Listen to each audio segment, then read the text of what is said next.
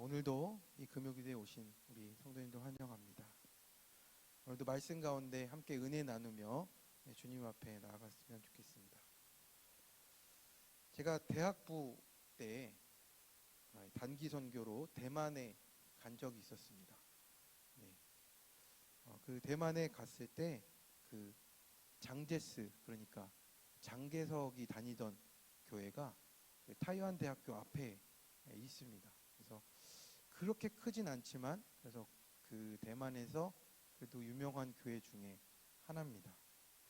그런데 그 교회 안에 갔을 때 좀 놀란 일이 하나 있었습니다. 뭐였냐면 거기에 사당이 있는 겁니다. 향을 피우는 사당이 교회 한가운데 있는 겁니다. 그래서 이제 저희는 이제 학생이었으니까 저희가 말을 못하고 이제 그 저희를 인솔하던 그 전도사님이 아니 어떻게 교회에 이렇게 향을 피우는 사당이 있냐 이러면서 이제 얘기를 이제 나누는 것을 보게 되었습니다. 그래서 참 놀라우시죠.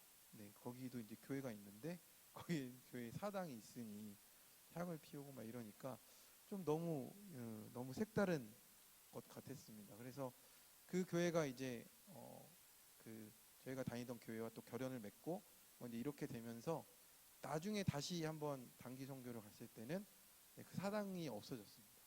이게 복음적이지 않다 그런 얘기를 이제 교역자끼리 나누고 이러면서 이제 그 사당이 없어진 걸 받게 됐는데 그래서 참 놀랐던 기억이 있습니다. 어떻게 보면 그 중국인들은 그게 그냥 그 삶이고 문화고 그러니까 그런 어떻게 보면은 이제 조상을 모시는 뭐 사당이나 이런 것이 교회에 있어도 된다 생각했던 것 같습니다. 그런데 그 일들을 통해서 그런 게 정리되는 걸 보면서 참 우리가 하고 있는 문화나 또 그런 습관들이 또 그런 영향들을 많이 받는구나라는 생각을 또 하기도 했습니다. 성도님들 오늘 제가 이 얘기를 먼저 꺼낸 이유는 오늘 설교의 제목이 좀 약간 단순한 내용인데 우상이 아니고 여호와 하나님이다라는 이런 제목입니다. 사실 우리 크리스찬들이 21세기인 이 시대에 뭐 어떤 큰 우상들을 세워놓고 숭배하고 뭐 이러지는 않습니다. 저희는 더더구나 그렇겠죠. 그런데 오늘 우리가 나누고 싶은 내용은 우리가 자칫 잘못하면 하나님을 믿는다고 하면서 내가 만든 우상을 섬기고 있을 수도 있다라는 겁니다. 성도님들은 어떠십니까? 오늘 내가 믿고 있는 하나님이 정말 성경에서 말하고 있는 여호와 하나님이라고 그게 맞다고 생각하십니까? 지난번 부르심의 회복에 이어서 우리의 믿음의 대상이 되시는 하나님을 아는 회복이 우리에게 오늘 이 밤에 있기를 원합니다. 기본적으로 종교라는 것은 근본적으로는 절대적인 것을 의지하는 것입니다. 그래서 구약에서 말하는 우상은 하나님이 아닌 다른 것을 의지하거나 더 찾고 구하는 것, 이런 것을 우상이라고 규정합니다. 그래서 결국 우상의 본질은 우리가 하나님에서 떠나게 하고 그분을 따르지 않게 하는 것을 의미하는 것입니다. 그래서 신명기 17장 14절에서 15절을 보면 왕을 세울 때 주의할 점을 이야기합니다. 먼저는 반드시 하나님이 택하신 사람을 그리고 타국인이 아닌 이스라엘 백성 중에서 왕을 세우라고 이야기합니다. 이것은 외국인을 배타하려는 것이 아니라 하나님이 명하시는 율법을 알고 하나님을 경외하는 사람 가운데서 왕을 세워야 한다라는 의미입니다. 그래서 왕위에 오른 이들은 율법서를 한 부를 등사해서 곁에 늘 간직하면서 읽고 여호와 경외하기를 배우고 모든 말씀과 규례를 지킬 의무를 행하라고 하고 있습니다. 그러면 이렇게 조건을 명시한 까닭은 무엇이겠습니까?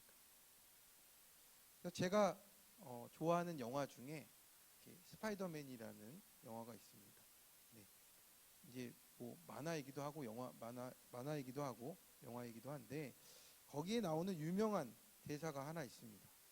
그게 뭐냐면 큰 힘에는 큰 책임이 따른다라는 겁니다. 근데 만화인데도 많은 것을 담고 있는 것 같아서 제가 좋아하는 대사인데 큰 힘에는 큰 책임이 따른다라는 겁니다. 그런 만큼 왕의 자리는 그 미치는 영향이 크다라는 그런 의미를 가지는 겁니다. 그래서 오늘 본문이 왕이 세워지는 중요한 기준들을 제시하고 있고 이스라엘의 왕이 세워지는 것은 하나님의 율법으로 규정되고 평가되어야 한다라는 겁니다. 그래서 왜 왕에 대한 얘기냐? 갑자기 우상 얘기를 하다가 왕에 대한 얘기로 넘어오니까 조금 의아하시죠? 네, 의아하실 겁니다. 그런데 이 왕이 세워지는 데 있어서 이제는 하나님이 하지 말라고 하는 세 가지가 나옵니다. 근데 이 얘기를 통해서 우리가 이 왕의 얘기를 통해서 왕이 하지 말아야 되는 이 부분을 통해서 우리가 살펴볼 것이 있어서 제가 이렇게 얘기를 꺼내고 있는 겁니다. 그러면 이어지는 16절에서 17절에 보면 이렇게 세워진 왕이 많이 가지면 안 되는 것 세 가지를 말합니다. 바로 병마와 아내 그리고 은금입니다. 그래서 고대 전쟁에서 보면 한 나라 군대의 규모는 동원할 수 있는 병거와 마병의 숫자로 표기가 됩니다. 그래서 몇만의 마병과 몇백의 병거가 있다. 그러면 이렇게 규모에서부터 압도되는 것을 보게 됩니다. 그래서 이스라엘 백성들도 참 많이 두려워하기도 했었죠. 그리고 아내를 많이 둔다는 것은 고대 왕들에게 나라와 나라 사이에 동맹을 든든히 해두기 위한 외교적인 정치 외교적인 그런 조치 중에 하나입니다. 예를 들면 솔로몬의 경우에는 애굽의 공주와 결혼을 했습니다. 그러면 이제 애굽으로부터 침략받을 일은 없게 된다라는 거겠죠. 그 점에서 왕이 수많은 아내를 가지는 것은 개인의 방종도 있겠지만 하나님이 아닌 다른 세력으로 든든해지고 하나님을 찾지 않게 하는 그런 동맹의 위험이 있다라는 겁니다. 그래서 신명기의 이 본문에서는 아내가 많을 경우에 아내 때문에 왕이 하나님에게서 마음이 돌아서거나 하나님보다 외교적인 동맹 세력에 더 의지하게 되는 것을 염려했던 것입니다. 그리고 마지막은 은금을 많게 하지 말라는 명령인데 나라가 부유하면 왕은 하나님의 뜻과 그 규례를 지켜서 행하기보다 자기가 원하는 것이 있으면 다 돈으로 은금으로 이루려고 하는 그런 하나님의 법을 벗어나는 교만함에 빠질 수 있다라는 겁니다. 그런데 성도님들, 왕이라면 우리가 상식적으로 생각해 볼 때 이 세 가지는 가장 필요한 것이 아니겠습니까? 왕이라면 말입니다. 가장 이상적인 국가의 경영 전략은 어느 시대 어느 나라나 부국 강병입니다. 그런데 지금 병마와 은금과 아내를 많이 갖지 말라라고 신명기는 얘기하고 있는 겁니다. 그런 왕이 무슨 힘이 있겠습니까? 사람들은 왕에게 국위경화와 권세가 있다고 보는데 이 신명기에서는 병마와 아내와 은금을 많게 하지 말라고 명령하면서 왕에 대한 생각을 근본부터 바꾸는 겁니다.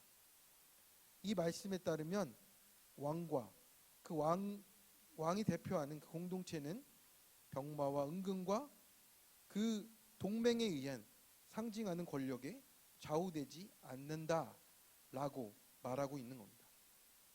그래서 병마와 은금이 많으면 왕의 직무를 제대로 감당하지 못할 것이다. 어려워진다라고 하는 겁니다. 그런 점에서 지금 하나님이 세우시고자 하는 이 나라의 운영 원리는 다른 나라와 근본적으로 다르다는 것을 말씀하고 있는 겁니다. 그래서 이스라엘의 왕은 다른 고대 근동의 왕과는 달리 하나님의 통치를 드러나는 대리자임을 이야기하고 있는 겁니다. 이것은 지금의 우리에게도 마찬가지로 적용이 됩니다.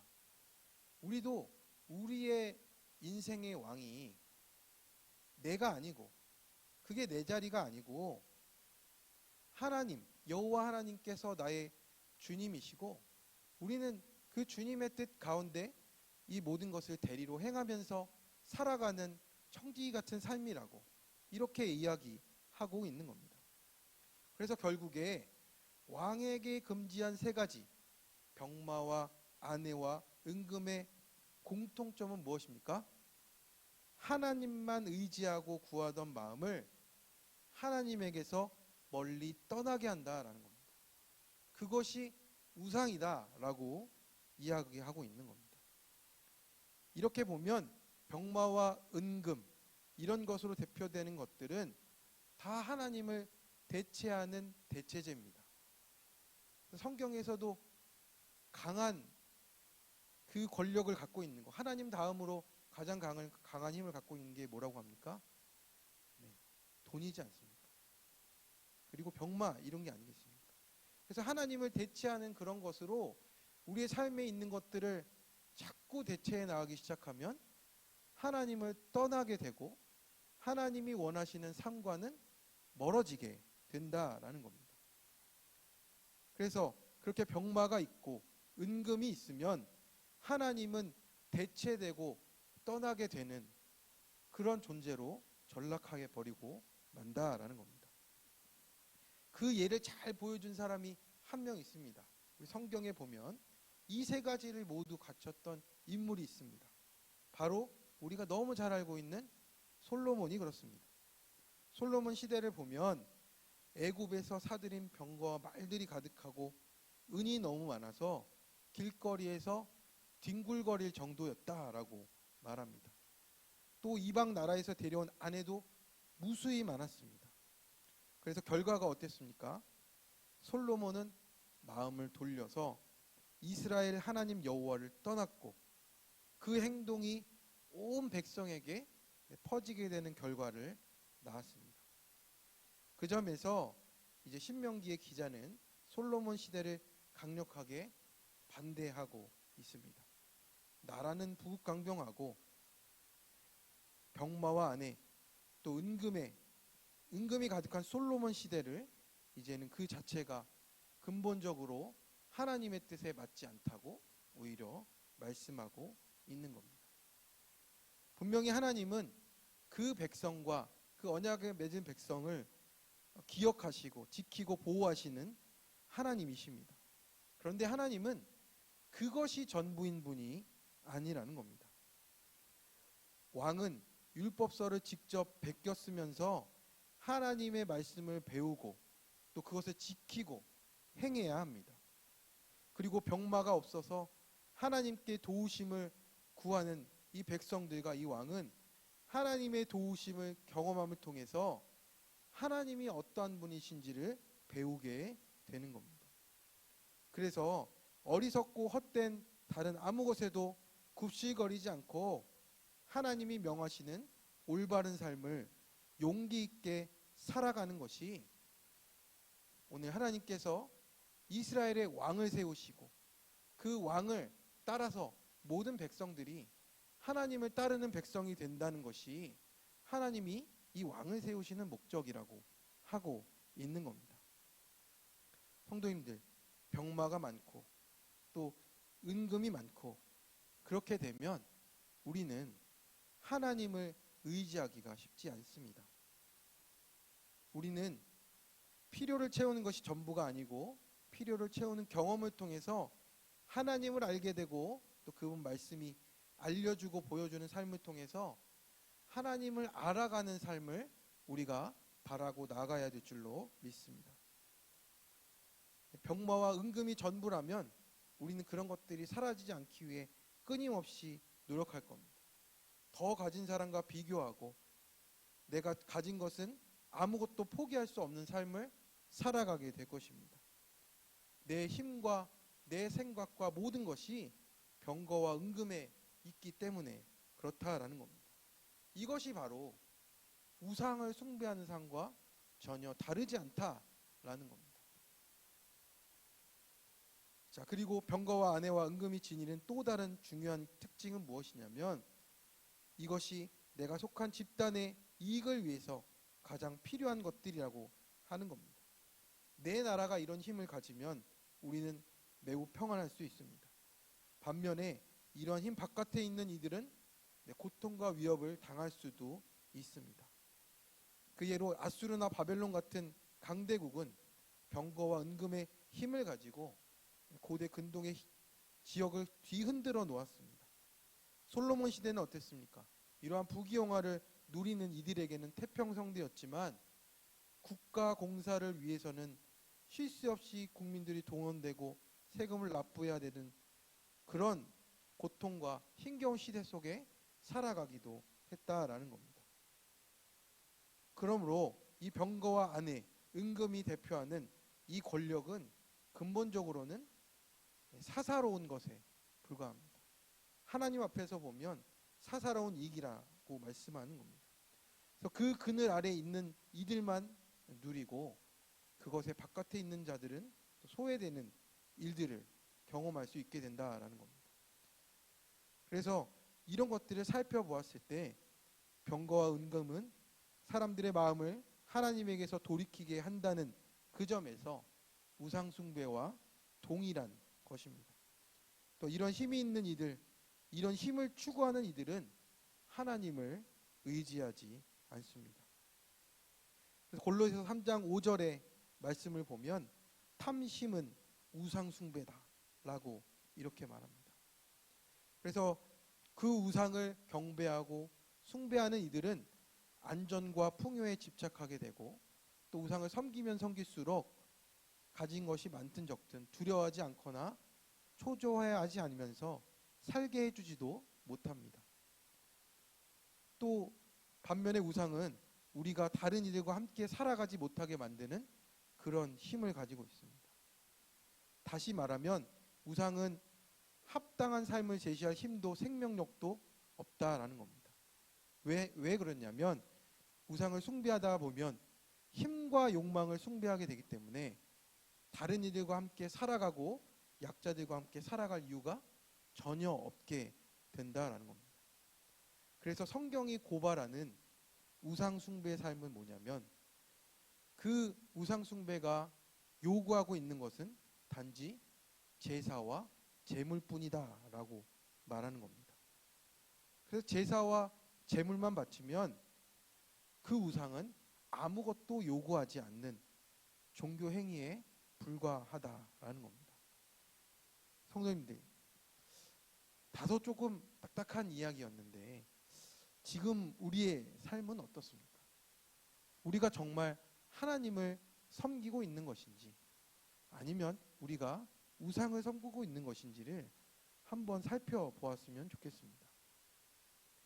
우리의 안전과 풍요에 집착해서 또 나는 아직도 더 채워지지 않아서 더 채워져야 되는데 하면서 살아가는 우리의 삶은 결국에는 다른 사람들은 내 주변에 없게 되는 것이고 또 그것을 두려워하고 초조해하면서 살아가면서 하나님과 함께하는 그 샬롬의 삶은 전혀 없은 채 그 내가 드리는 제사와 제물뿐인 삶을 살고 있지는 않습니까?